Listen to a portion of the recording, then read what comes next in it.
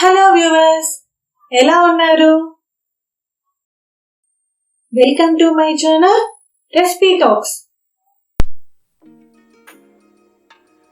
ఈరోజు నవరాత్రుల సందర్భంగా మొదటి రోజు అమ్మవారు శైలపుత్రి అలంకారంలో దర్శనమిస్తుంది. ఆ అమ్మవారికి ఈరోజు కట్టె పొంగల్ని నైవేద్యంగా సమర్పిస్తారు. ఈ కట్టె పొంగల్ని చేసే విధానం ఒకసారి చూసేద్దాం.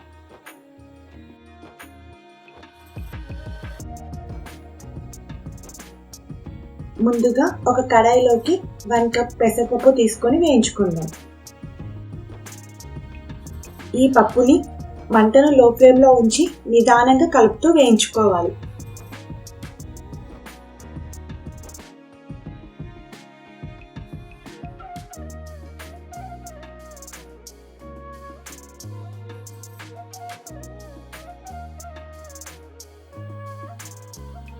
పప్పు మంచి అరోమా వస్తూ ఇలా రంగు మారేంత వరకు వేయించుకోవాలి.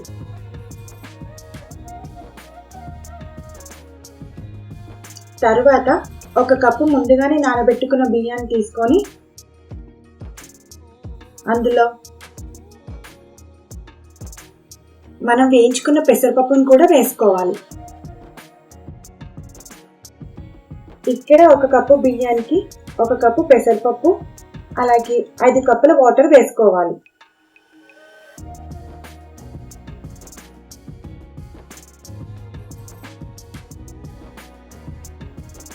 సాల్ట్ కూడా వేసుకొని ఉడికించుకోవాలి.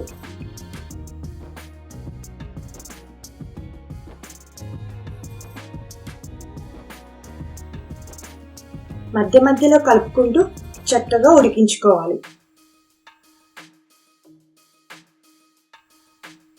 ఈ పొంగల్ రైస్ని బౌల్లోనే కాకుండా కుక్కర్లో అయినా ఉడికించుకోవచ్చు.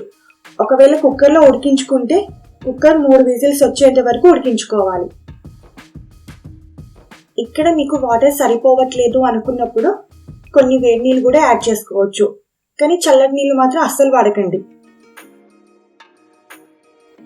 ఇలా పొంగల్ ఉడికిపోయాక స్టవ్ ఆఫ్ చేసి పక్కన పెట్టుకోవాలి.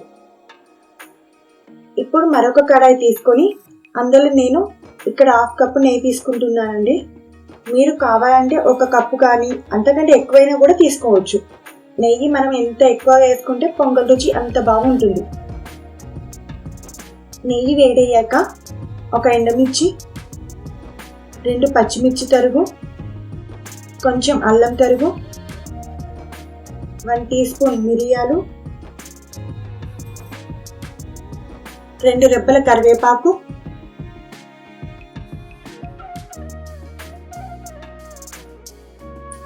1/2 టీ స్పూన్ పసుపు, చివరిగా 2 చిటికెళ్ళు హింగు కూడా వేసుకోండి. ఈ పోపునంతా కూడా మనం ఉడికించుకున్న పొంగల్ రైస్లోకి వేసుకొని కలుపుకోవాలి.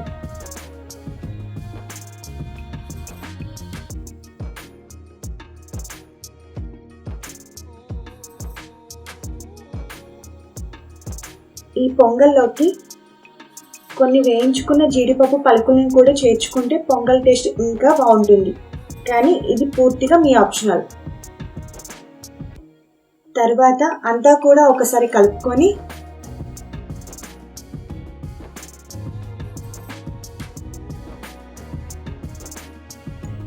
చివరిగా కొత్తిమీరను కూడా చల్లుకోండి.